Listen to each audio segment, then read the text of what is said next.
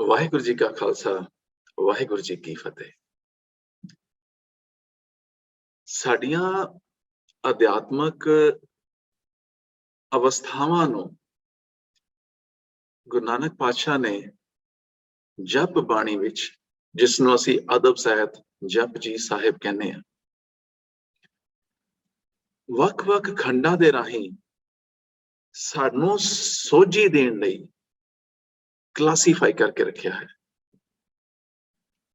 ਉਹਨਾਂ ਲੋਕਾਂ ਤੋਂ ਭਿੰਨ ਉਹ ਅਵਸਥਾ ਕਿ ਇਹ ਸਾਰਾ ਕੁਝ ਜੋ ਅਸੀਂ ਸੋਚਦੇ, ਬੋਲਦੇ, ਕਰਦੇ ਹਾਂ, ਸਾਡਾ ਮਨ ਬਚਕਰਮ ਦੀ ਮੋਨੀਟਰਿੰਗ ਹੋ ਰਹੀ ਹੈ ਔਰ ਉਸ ਅਨੁਸਾਰ ਅਸੀਂ ਸਾਰਾ ਕੁਝ ਅੱਗੋਂ ਚੱਕਰ ਚੱਲਦਾ ਹੈ। ਉਸ ਅਨੁਸਾਰ ਸਾਰਾ ਕੁਝ ਅਸੀਂ ਭੁਗਤਦੇ ਹਾਂ ਤੇ ਮਾਣਦੇ ਹਾਂ। ਇਹ ਕਰਮੀ ਆਪੋ ਆਪਣੀ ਦਾ ਇੱਕ ਅਵਸਥਾ ਹੈ, ਇਸ ਜਾਣਕਾਰੀ ਦੀ ਅਵਸਥਾ ਹੈ, ਇਹ ਜਾਣਕਾਰ ਹੋਣ ਦੀ ਅਵਸਥਾ ਹੈ। ਇਸ ਅਵਸਥਾ ਨੂੰ ਧਰਮ ਖੰਡ ਕਿਹਾ ਹੈ। ਅਸੀਂ ਜੋ ਕੁਦਰਤ ਦੀ ਕਾਇਨਾਤ ਹੈ, ਇਸ ਕੁਦਰਤ ਵਿੱਚ ਉਸਦਾ ਜੋ ਵਸੇਬਾ ਹੈ, ਉਸਦੇ ਵਿੱਚ ਉਹ ਜੋ ਰਚਿਆ ਮਚਿਆ ਪਿਆ, ਉਸ ਨੂੰ ਮਾਣਦੇ ਹਾਂ, ਜਦੋਂ ਉਸ ਨੂੰ ਜਾਣਦੇ ਹਾਂ, ਤਾਂ ਸਾਡੀ ਅਵਸਥਾ ਅਸਲ ਜੋ ਗਿਆਨ ਪ੍ਰਚੰਡ ਦੀ ਸਾਨੂੰ ਪ੍ਰਾਪਤੀ ਹੁੰਦੀ ਹੈ। ਇਹ ਇੱਕ ਦੂਸਰਾ ਅਧਿਆਤਮਕ ਫੇਜ਼ ਹੈ। ਇਹ ਇੱਕ ਸਾਡੇ ਕੋਲ ਅਧਿਆਤਮਕ ਅਵਸਥਾ ਹੈ, ਜਿਸ ਨੂੰ ਗੁਰੂ ਸਾਹਿਬ ਨੇ ਗਿਆਨ ਖੰਡ ਵਿੱਚ ਪੁੱਜਣ ਵਾਲੀ ਅਵਸਥਾ ਵਜੋਂ ਕਿਹਾ ਹੈ। ਅਸੀਂ ਆਪਣੇ ਮਨ ਦੀ ਘਾੜਤ ਕਰਦੇ ਹਾਂ, ਆਪਣੀ ਸੁਰਤ ਦੀ ਘਾੜਤ ਕਰਦੇ ਹਾਂ, ਆਪਣੀ ਬੁੱਧ ਦੀ, ਆਪਣੀ ਸੁੱਧ ਦੀ। ਇਹ ਜੋ ਘਾੜਤ ਹੈ, ਇਸ ਦੇ ਨਾਲ ਸਾਡਾ ਅੰਤਰੀਵੀ ਸਰੂਪ ਘੜਿਆ ਜਾਂਦਾ ਹੈ। ਤੋ ਸਰਮਖੰਡ ਕੀ ਬਾਣੀ ਰੂਪ, ਤੋ ਇਉਂ ਸਾਡਾ ਅਸਲ ਰੂਪ ਸਾਡਾ ਉਹ ਹੈ ਜਿਹੜਾ ਰੂਪ ਅਸੀਂ ਬਾਹਰੋਂ ਸੋਹਣਾ ਕਰਦੇ ਹਾਂ, ਕੋਟ ਪੈਂਟ ਪਾਉਂਦੇ ਹਾਂ, ਦਸਤਾਨਾ ਸਜਾਉਂਦੇ ਹਾਂ ਔਰ ਕਿੰਨਾ ਕੁਝ ਕਰਦੇ ਹਾਂ। ਇਹ ਸਾਰਾ ਰੂਪ ਜਿਹੜਾ ਹੈ, ਇਹ ਜੋ ਅਧਿਆਤਮਕ ਦੁਨੀਆ ਵਿੱਚ ਹੋ ਸਕਦਾ ਹੈ ਕਿ ਇੰਨਾ ਵਧੀਆ ਦਿਸਣ ਵਾਲਾ ਇਨਸਾਨ ਉਹ ਅਸਲ ਵਿੱਚ ਧਾਨਕ ਰੂਪ ਹੋਏ। ਗੁਰੂ ਸਾਹਿਬ ਨੇ ਕਿਹਾ ਹੈ, ਧਾਨਕ ਰੂਪ ਰਹਾ ਕਰਤਾਰ। ਤੋ ਅਸਲ ਰੂਪ ਜਿਹੜਾ ਹੈ, ਉਹ ਸਾਡਾ ਅੰਤਰੀਵੀ ਹੈ, ਜਿਸ ਨੂੰ ਘੜਨਾ ਹੈ।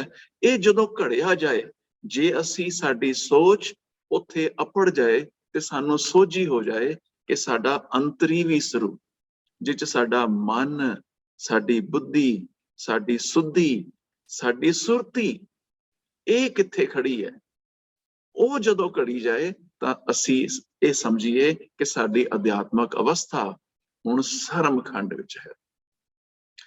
ਜਦੋਂ ਮਨ ਦੀ ਘਾੜਤ ਹੋ ਜਾਏ ਤਾਂ ਫਿਰ ਅਸੀਂ ਜਦੋਂ ਵਿਚਰਦੇ ਹਾਂ ਦੁਨੀਆ ਵਿੱਚ, ਤਾਂ ਜਿਹੜੇ ਮਾਇਆਵੀ ਪ੍ਰਭਾਵ ਸਾਡੇ ਤੇ ਪੈਂਦੇ ਨੇ, ਤੇ ਉਸ ਵੇਲੇ ਅਸੀਂ ਸੋਹਣੇ ਤਾਂ ਹੋ ਗਏ ਹਾਂ ਅੰਤਰੀਵੀ ਤੌਰ ਤੇ, ਸਾਡਾ ਸਰੂਪ ਹੋ ਗਿਆ ਬਹੁਤ ਵਧੀਆ, ਪਰ ਕੀ ਸਾਡੇ ਵਿੱਚ ਤਾਣ ਵੀ ਆ ਗਿਆ ਕਿ ਨਹੀਂ?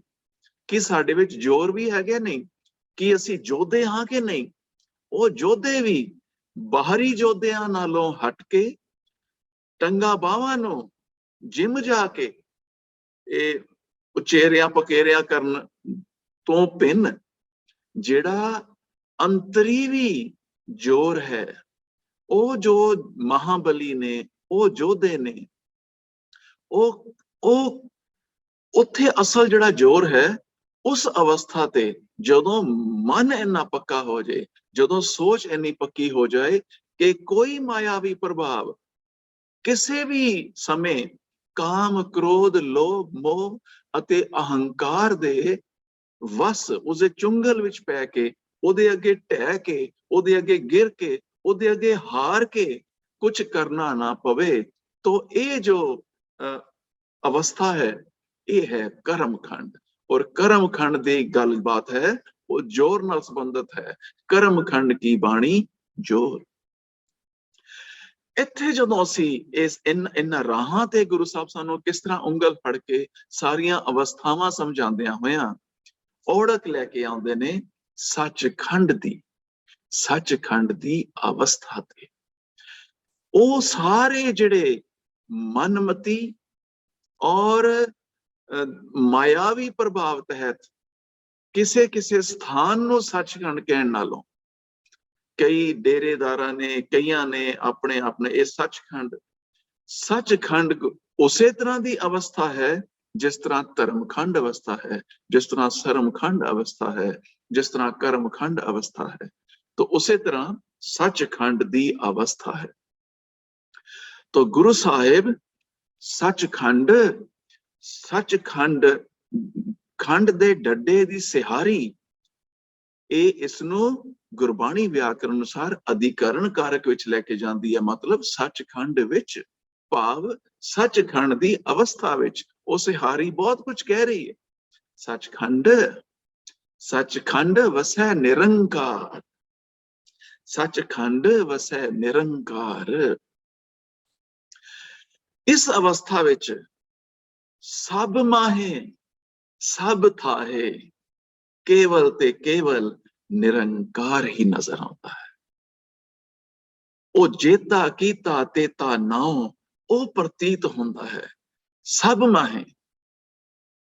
में जोत जोत है सोए, ओ जो जोत है वो प्रतीत होती है। सब में हर थाए ते सब माहे, ये है सचखंड वसै निरंकार। ओ निरंकार जिसदा आकार सानू उस सचखंड की अवस्था विच सानू कोई चेहरा नजर आए, सानू हथ पैर नजर आन, इसकी लोड़ नहीं रहिंदी। उसकी होंद नूं असी निराकार महसूस कर सकते। सचखंड वसै निरंकार। तो इस दे नाल जोड़ लईए केवल निरंकार, जिसनों मिल रहे हैं निरंकार नूं मिल रहे हैं। वो शेख फरीद दरख्तां नूं जफियां पा रहे, उसनों दरख्त विचों भी रब दिसदा। ये है प्रतीत होना, ये वसेबा ही निरंकार दा है।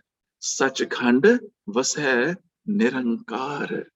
वो अवस्था, ये ओढ़क उस अवस्था ते, ये अध्यात्मक अवस्था ते पुजना, ये गुरु साहब ने राह धर्मखंड तो उंगल फड़ के सानू सचखंड तक दी अवस्थावां। और उत्थे ये प्रति जदों तुसी रब नाल इकमिक तू वाली जिहड़ी गल है वो सचखंड वाली गल है। सचखंड ते तू कह सकते हैं रब नूं, ते उत्थे आके सानू ये लगदा है कि ओहदे नाल साडी सांझ है। हुण उत्थे जाके प्रतीत हुंदा है कि ओ निरंकार कर कर वेखै, कर कर के वेखै। वो रचना भी कर रहा है आप, ते उसदी भाल, उसदी मॉनिटरिंग भी कर रहा है, उसदी संभाल भी कर रहा है। कर कर वेखै और निहाल कर देने वाली निगाह दे नाल वो उस सारियां नूं निहाल कर दिंदा है। उसदी निगाह निहाल कर देने वाली है। तो निहाल उसदा विशेषण है नदर दा। नदर निहाल कर देने वाली नदर। ये सानू ये प्रतीत हुंदा सारा कुछ। ये प्रतीत किवें हुंदा जदों उस घड़ दे नाल और उस कर्मखंड दे पहरे दे नाल वो प्राणी उसदे नाल उस स्थान ते अपड़ जांदा है, उसदी अवस्था उत्ते अपड़ जांदी है कि उस मानो जिउंदे जी सचखंड विच विचर रहा होवे, सचखंड दी अवस्था विच विचर रहा। सचखंड वसै निरंकार। कर कर वेखै नदर निहाल।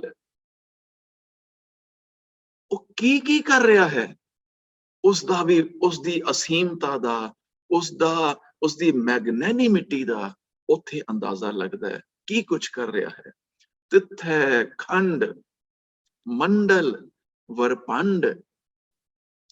खंड तां हो गए पृथ्वी दे, धरती दे जिहड़े वख-वख पार्ट ने, वख-वख हिस्से ने। खंड सारी धरती। फिर सारियां धरतियां मंडल, फिर सूरज सने सारी गैलेक्सी ते गैलेक्सियां इन्नियां कि जे को कथ है तो अंत ना। जे कोई करना चाहे भी किन्नियां धरतियां, धरती दे किन्ने खंड ते किन्ने तरह दे मंडल ते किन्ने वरपंड, इसे करके ये सारा बहुवचनी चल रहा। तिथे खंड मंडल वरपंड, जे को कथ है तो अंत ना अंत। उत्थे तां किन्ने तरह, जिथे कोई लोक रहिंदे ने ना, कोई जीव जंत, सिर्फ लोक नहीं, सारियां खाणियां दे सारे जीव जंत, केतिया खाणी केतिया बाणी, ਉਹ ਜਿਹੜੇ ਸਾਰੇ केते लो, ਉੱਥੇ तिथे उस अवस्था ते लोह लोह किन्ने तरह दे प्राणी, किथे किथे धरती विच, पानी विच, मिट्टी विच, हवा विच, दुध विच, किथे किथे जिथे देखो उत्थे प्राणी रह रहे लोह लोह। और किन्ने तरह दे आकार ने तिथे, ये सारियां दी एक कर दी लिस्ट है, कर वेख है किसनू मॉनिटर कर रहा है। ये उस दे नाल एक मिकता दे नाल ये प्रतीत होने लग जाता है इस अवस्था पे, ये सचखंड दी अवस्था। तिथे लोह लोह आकार।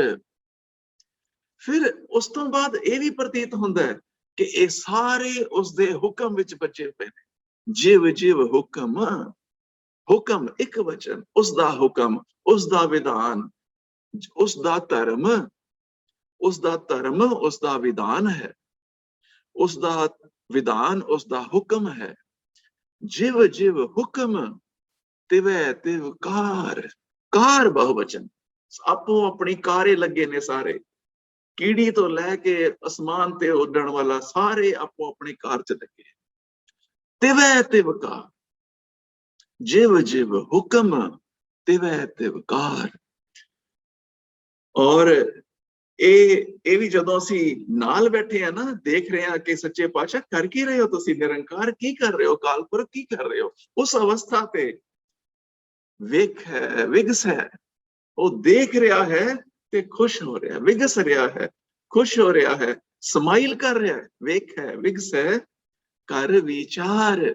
ਇਹ ਉਹ ਇਸ ਦੀ ਸਾਰੀ ਜੋ ਰਚਨਾ ਹੈ, ਇਸ ਨੂੰ ਅਸੀਂ ਇਹ ਜੋ ਇੱਕ ਮਿਕਤਾ ਹੈ ਅਕਾਲ ਪੁਰਖ ਨਾਲ ਇਸ ਅਵਸਥਾ ਤੇ, ਇਹ ਸਾਰੀ ਵਿਚਾਰ, ਇਹ ਸਾਰਾ ਧਰਮ, ਇਹ ਸਾਰੀ ਖੇਡ ਔਰ ਇਹ ਸਾਰਾ ਮੋਨੀਟਰਿੰਗ, ਔਰ ਇਸ ਦੇ ਨਾਲ ਇਹ ਸਾਰੇ ਕਰਮਾਂ ਦਾ ਲੇਖਾ ਜੋਖਾ, ਔਰ ਆਪੋ ਆਪਣੀ ਕਾਰ, ਆਪੋ ਆਪਣੇ ਲੋ, ਆਪਣੇ ਆਪਣੇ ਆਕਾਰ, ਇੰਨਾ ਖਿਲਾਰਾ, ਕਿੰਨੇ ਖੰਡ, ਕਿੰਨੇ ਮੰਡਲ, ਕਿੰਨੇ ਵਰਪੰਡ, ਇਹ ਸਾਰੇ नानक हे मन ध्यान नाल सोच, नानक कथना करड़ा सार।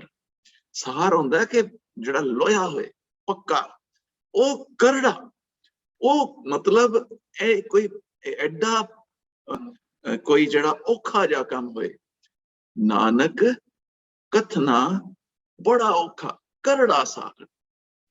ये इन्ना कुछ है कि इसे ਨੂੰ ਹੀ ਗੁਰੂ ਸਾਹਿਬ ਕਈ ਵਾਰੀ ਕਹਿੰਦੇ, ਗੁਰਬਾਣੀ ਕਹਿੰਦੀ ਹੈ ਗੂੰਗੇ ਕੀ ਮਠਿਆਈ, ਕਿ ਇਹ ਇਹੋ ਜੀ ਮਠਿਆਈ ਹੈ ਚੱਖ ਲੈ ਤੇ ਬੰਦਾ ਜਿਸ ਤਰ੍ਹਾਂ ਗੂੰਗਾ ਨਹੀਂ ਦੱਸ ਸਕਦਾ, ਇਹਨੂੰ ਦੱਸਿਆ ਨਹੀਂ ਜਾ ਸਕਦਾ ਵੀ ਕੀ ਮੈਂ ਆਨੰਦ ਲੈ ਲਿਆ, ਕੀ ਮੈਨੂੰ ਪਤਾ ਲੱਗ ਗਿਆ, ਕਿਹੜੀ ਮੈਨੂੰ ਸੋਝੀ ਹੋ ਗਈ, ਕੀ ਮੈਂ ਬੁੱਝ ਲਿਆ। ਤਾਂ ਉਹ ਸੱਚਖੰਡ ਤੇ, ਪਰ ਉੱਥੇ ਇਹ ਜ਼ਰੂਰ ਹੈ ਕਿ ਉੱਥੇ ਕੇਵਲ ਨਿਰੰਕਾਰ ਹੀ ਨਿਰੰਕਾਰ, ਉੱਥੇ ਕੋਈ द्वैत नहीं, कोई बखेड़ा नहीं, सचखंड वसै निरंकार। वाहिगुरु जी का खालसा, वाहिगुरु जी की फतेह।